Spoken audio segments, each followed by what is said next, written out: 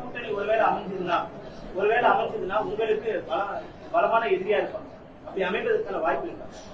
உங்களோட தலைவர் பேசும்பொழுது தேர்தலுக்கு பிறகாக அவர்கள் இந்த மாதிரியான ஒரு முடிவை எடுக்க நேர்ந்தது அப்படின்னு சொல்லியிருக்காரு.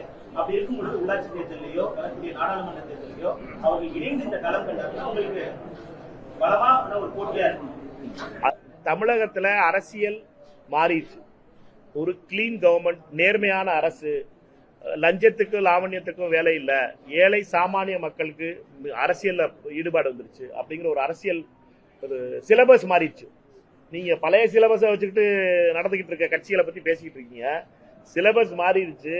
ஓட்டுக்கு பணம் கொடுக்கறது இதெல்லாம் வந்து சிலபஸ் மாறினதுனால புது சிலபஸ் அவங்க படிச்சுட்டு வந்தாங்கன்னா அவங்க இதுல பாஸ் பண்ண முடியும். புது சிலபஸ் அவங்க படிக்கலைன்னா அவங்க ஃபெயில் ஆயிருவாங்க. ஒரு கேள்வி, திரும்ப திரும்ப இந்த அரசு வந்து ஒரு நேர்மையான அரசு அப்படின்னு நீங்க சொல்றீங்க. சமூக வலைதளங்களிலும் சரி, அரசியல் தளத்திலும் சரி, 2 குற்றச்சாட்டுகள் மெயினா வைக்கப்படுது.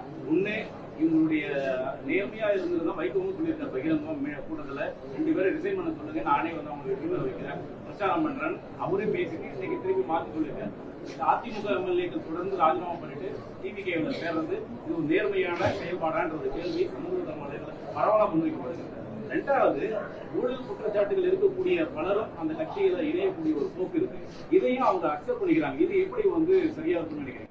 நான் சொல்றதை கேளுங்க. மற்ற கட்சிகள் என்ன செய்யுதுங்கிறத பத்தி இன்னொரு கட்சி சொல்றதுங்கிறது நான் சொல்லிக்கிட்டு இருக்கல. பரஸ்பர மரியாதை, பரஸ்பர உறவு, பரஸ்பர நம்பிக்கை, இது எல்லாத்தையும் பாழாக்கி விட்டுரும். அதனால எங்களை பொறுத்த மட்டும் எங்களுடைய உறவு என்பது வேறு.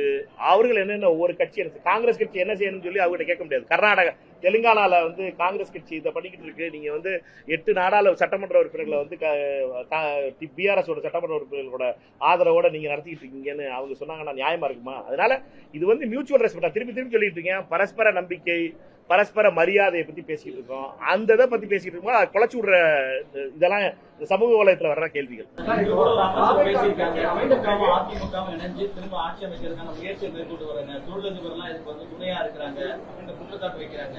இது எப்படி சார் பாக்குறீங்க? குறிப்பா ஆட்சி நாங்க திருப்பி சொல்றோம், எங்களை பொறுத்த மட்டும் தாவேகாவுடைய தலைவர் திரு விஜய் அவர்கள் முதல்ல அகில இந்திய எதிர்க்கட்சி தலைவர் ராகுல் காந்தி அவர்களிடம் ஆதரவு கோரினார்.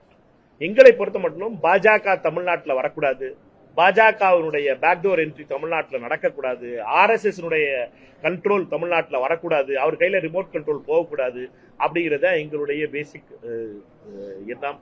அந்த எண்ணத்தை நிறுத்துறதுக்காக நாங்கள் உடனடியாக எங்களுடைய மாநிலத்தினுடைய அரசியல் விவகார குழு கூடி இந்த முடிவை எடுத்துச்சு. தாவேகாவிற்கு ஆதரவு தருவது என்பது ஃபர்ஸ்ட் சப்போர்ட் பண்ணதே தாவேகாவிற்கு காங்கிரஸ் கட்சி. எங்களை பொறுத்த மட்டும் நாங்க ஒரே ஒரு கண்டிஷன் தான் அவங்கள்ட்ட வச்சோம். இது வந்து எந்த விதத்திலும் மதசார்பற்ற தன்மைக்கு நம்ம எந்த விதத்திலையும் காம்ப்ரமைஸ் ஆகாத ஒரு கவர்மெண்ட் நம்ம ஃபார்ம் பண்ணணும். அதை தவிர காங்கிரஸ் கட்சிக்கு வேற எந்த ஒரு பயமும் கிடையாது. எங்களை பொறுத்த மட்டும் தமிழ்நாட்டுக்குள்ள RSS வரவிட்டக்கூடாது. அது பேக் என்ட்ரியா இருந்தாலும் சரி, அது ஃப்ரண்ட் என்ட்ரியா இருந்தாலும் சரி. ஃப்ரண்ட் என்ட்ரியா கொடுத்தது அண்ணன் எடப்பாடி அவர்கள் கொடுக்க முயற்சிச்சார். பல வகையில பேக் என்ட்ரியை முயற்சி செஞ்சாங்க.